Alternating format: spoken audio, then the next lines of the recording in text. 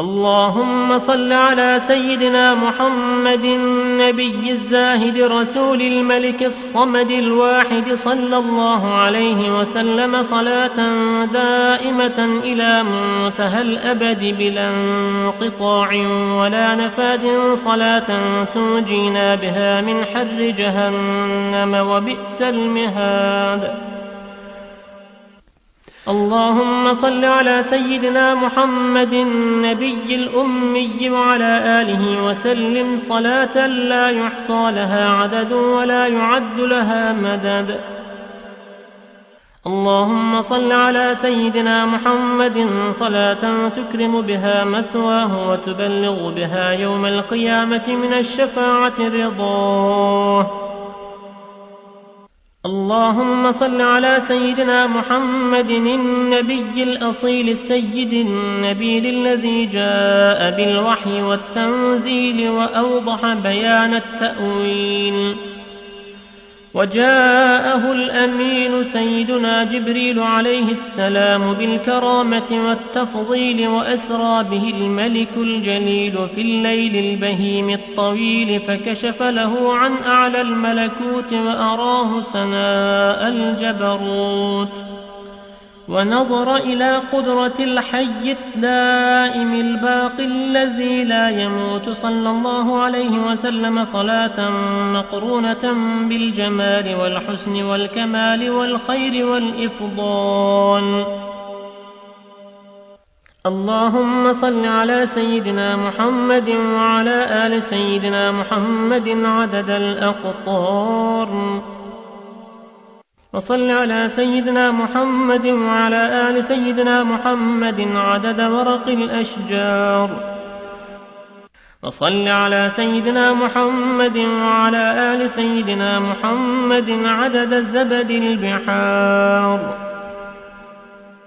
وصل على سيدنا محمد وعلى آل سيدنا محمد عدد الأنهار، وصل على سيدنا محمد وعلى آل سيدنا محمد عدد رمل الصحارى والقفار، وصل على سيدنا محمد وعلى آل سيدنا محمد عدد ثقل الجبال والأحجار، وصل على سيدنا محمد وعلى آل سيدنا محمد عدد أهل الجنة وأهل النار، وصل على سيدنا محمد وعلى آل سيدنا محمد عدد الأبرار والفجار، وصل على سيدنا محمد وعلى آل سيدنا محمد عدد ما يختلف به الليل والنهار، واجعل اللهم صلاتنا عليه حجابا من عذاب النار وسببا لإباحة دار القرار، إنك أنت العزيز الغفار. وصلى الله على سيدنا محمد وعلى آله الطيبين وذريته المباركين وصحابته الأكرمين وأزواجه أمهات المؤمنين صلاة موصولة تتردد إلى يوم الدين. اللهم صل على سيد الأبرار وزين المرسلين الأخيار وأكرم من أظلم عليه الليل وأشرق عليه النهار. اللهم يا ذا المن الذي لا يكافى امتنانه والطول الذي لا يجازى إنعامه وإحسانه،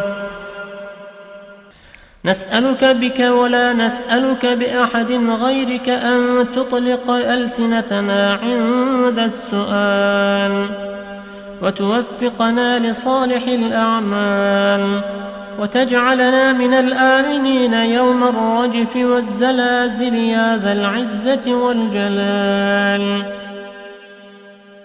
أسألك يا نور النور قبل الأزمنة والدهور أنت الباقي بلا زوال، الغني بلا مثال، القدوس الطاهر العلي القاهر الذي لا يحيط به مكان ولا يشتمل عليه زمان.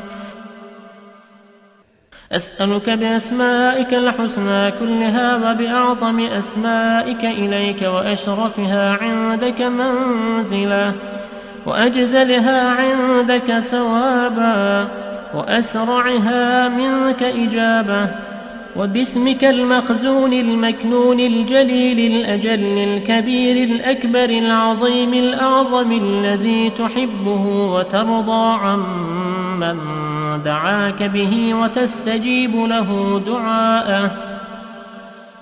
أسألك اللهم بلا إله إلا أنت الحنان المنان بديع السماوات والأرض ذو الجلال والإكرام،